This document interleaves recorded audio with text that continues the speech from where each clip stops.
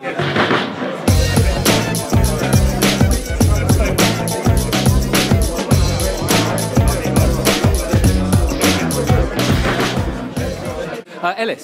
thank you for that fantastic presentation. You're obviously a keen practitioner and evangelist almost for social media for your work as marketing director, I believe, for Cherry Leaf. That's right, sales and marketing director. Sales and marketing director. Okay. You obviously put a lot of effort into how you're using social media. How do you measure the return on investment?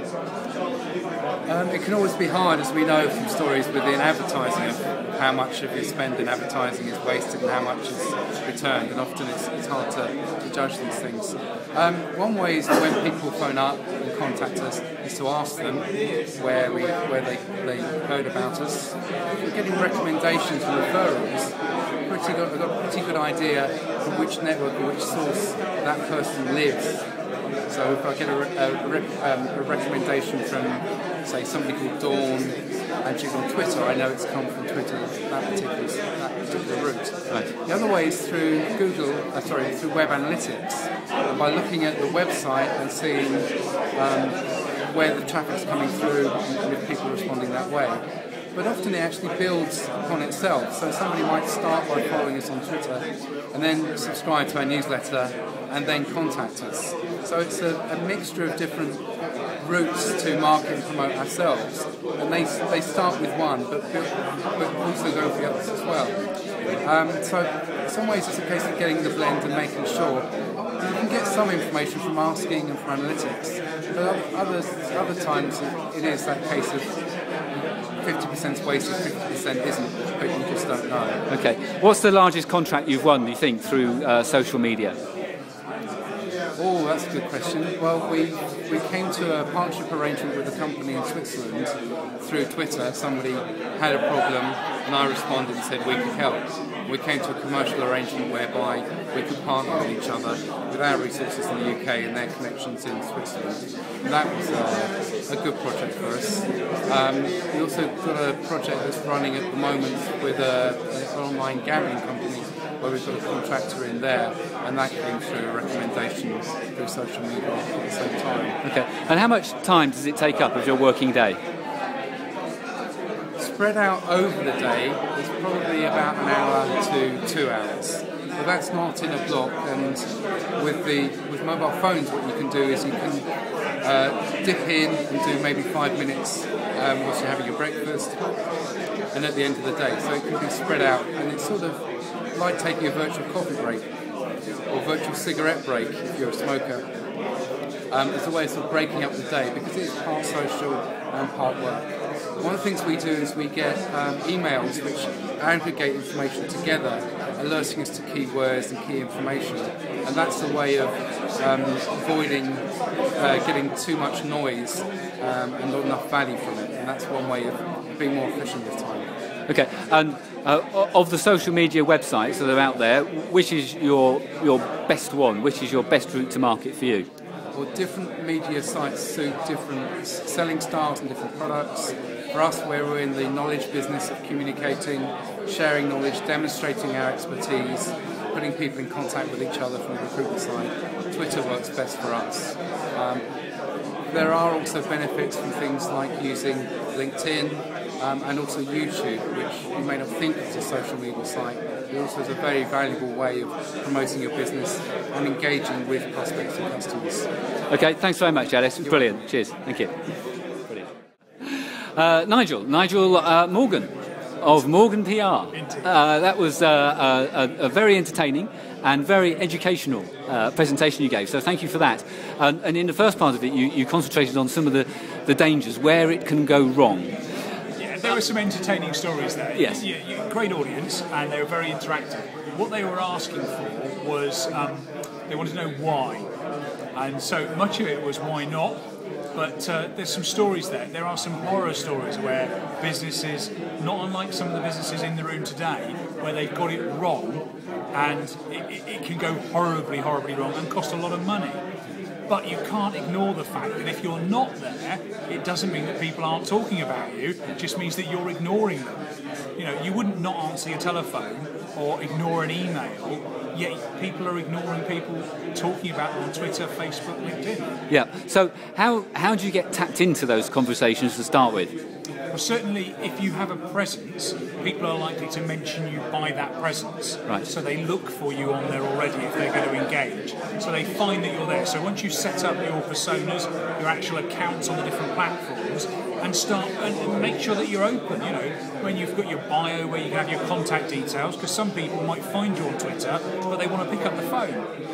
They want to talk to you. And of course, best practice is if you do get a complaint online, take it offline as quick as possible. Don't engage in the debate about who's wrong or right in social media. Follow the example of something like BT Care, where they take it offline as quickly as possible and seek to resolve it in private, not in the public arena. Okay, and if there is a catastrophe, what should you do about it? If there's a social media catastrophe, if it really goes wrong, what? If it really goes wrong, call me. In all fairness, contrition. Tony Blair taught us many things, one of which was the power of contrition. Saying sorry is a powerful, powerful tool. If you've got it wrong, say so. People have a respect for that. Often, all people are looking for is an apology, and not the "I'm sorry if you're upset," because that's not saying sorry. That's just saying you're sorry the person's upset. Genuinely apologise. Do it. Refund somebody if you've not. What will happen is they're likely to evangelise about you, and they're likely to tell more people on the same platform where it started going wrong that actually you're not a bad person. Okay, so that's very much the downside of it, but there are obviously more upsides than downsides. So tell us about some of the upsides of all this stuff. The upside of using social media is that you can build brand awareness, you can make sure that your reputation is defended and enhanced, but most of all, you can get sales leads. Social media is about engaging, going on a journey with people, and when you do that and they find that you're actually a good business and a good person and fun to deal with and what they'd expect you to be, they're likely to engage, because they might not need your services today or tomorrow, but what about in 6 months' time? What about when somebody in their group says, they're going to refer business back to you. It's not. We all talk about word of mouth. Yeah, you could have asked every salesperson here, and they'd have said word of mouth is the best business they get. Well, that's evolved. It's now word of mouse. Yeah, it's absolutely paramount that those networks are talking about you. Google's refining all the time. Very soon, Google Social will insist on bringing back results from your network.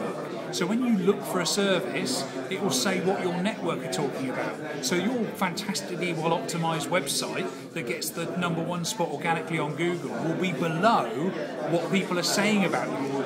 Now, is this a sales activity or is it a marketing activity? It's PR.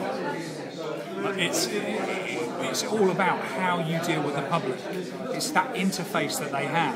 So yes, it's marketing. Yes, it's sales. We're all in sales, whether people say they are or not. If you deal with the public, you're in sales. So yeah, you absolutely have to be doing it, because if your you have to be doing it. If your demographic are doing it, then you're missing out if you don't. If you knew that the networking group in your town was full of people who needed to buy your service, you wouldn't consider not going. You'd be there.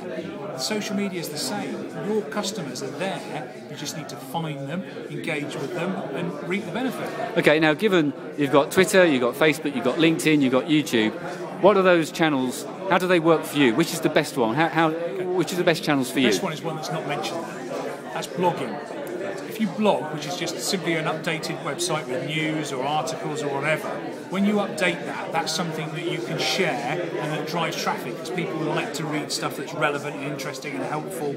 So on our website, we share lots of best practice on social media. So people interested in social media come, they read that, and some of them say, well, you're so good at it, you do it for us. Now, every one of the people here can emulate that in some way. But if you look at analytics, so there's the blog, Twitter, where we've got a massive following, that delivers the most number of readers, followed by LinkedIn, followed by Facebook. That's numbers. that only tells you part of the story. How quickly do they leave the page?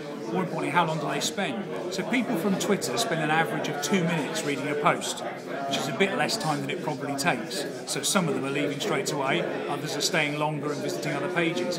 But from LinkedIn, the average time is over 20 minutes, and the people will look at 6 or 7 different pages. So, and Facebook is somewhere in the middle. But it's just about that relationship. It's engaging. You know, I've got people that have followed for years and will engage this week or next week. You know, that it's about providing consistently good service. And here's the fantastic thing about it. When people see you do social media work, they make an assumption that your core business offering is congruent with that. Now, hopefully it is. But the fact is, if you're doing social media well, they believe that your business is good too. If you don't do social media well, they draw the same conclusion. Okay, thanks very much, Nigel. That's brilliant.